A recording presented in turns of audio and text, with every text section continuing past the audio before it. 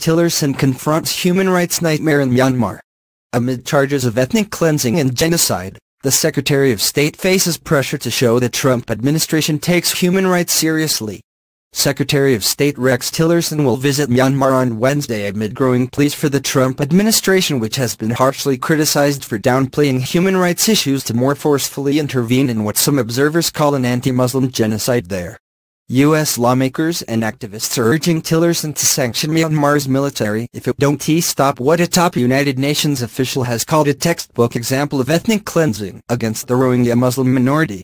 The vicious crackdown on the Rohingya includes the killing of small children, seemingly systematic rape of women, and the razing of villages, and has sparked an exodus of more than 600,000 Rohingya to neighboring Bangladesh since late August.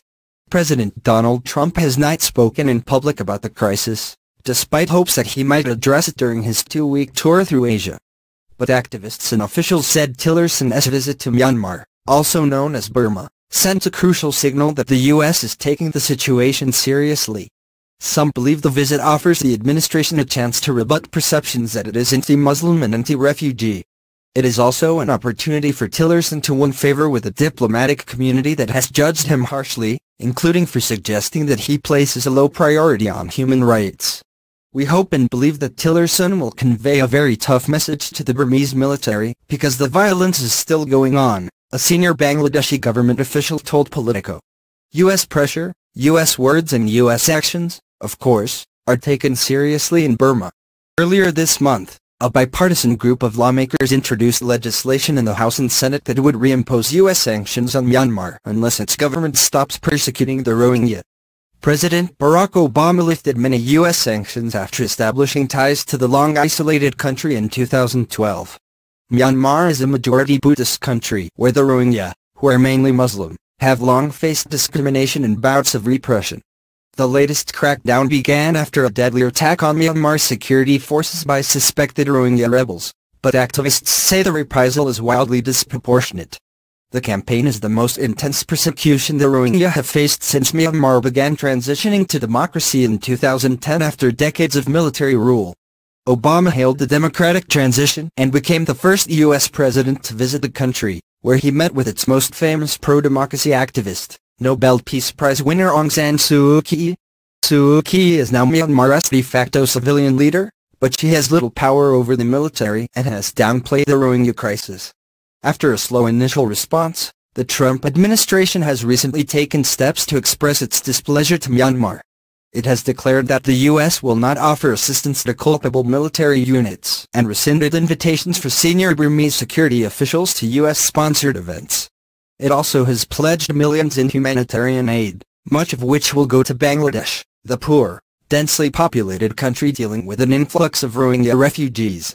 While a top UN official has said the atrocities are a textbook example of ethnic cleansing, the State Department is still mulling whether to use that label or the more legally weighty genocide. But Tillerson has publicly warned Myanmar to stop the violence or face consequences. "We really hold the military leadership accountable for what's happening," Tillerson said at the Center for Strategic and International Studies in mid-October. "What's most important to us is that the world can't just stand idly by and be witness to the atrocities that are being reported in that area."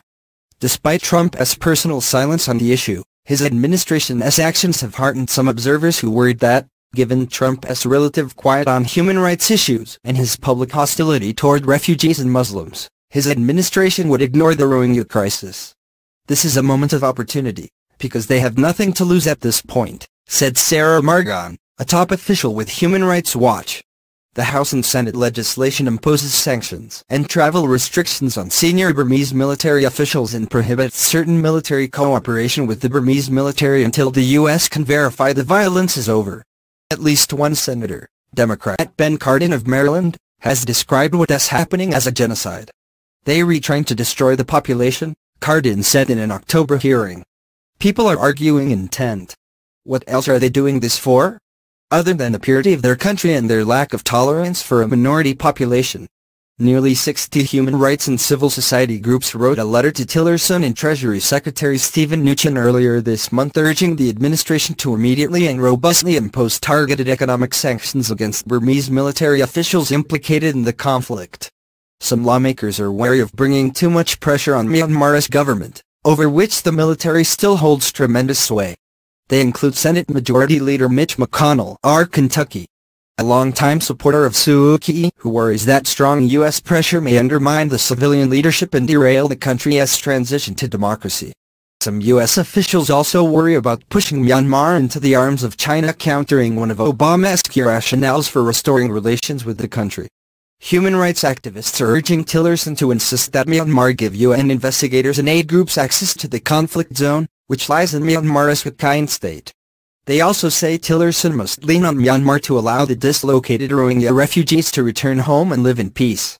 Although aid organizations have obtained information from refugees in Bangladesh and turned to satellite technology to get a sense of the chaos in Myanmar, there is little that can substitute for on-the-ground information at the scene of the crimes, said Joanne Lin, a top official.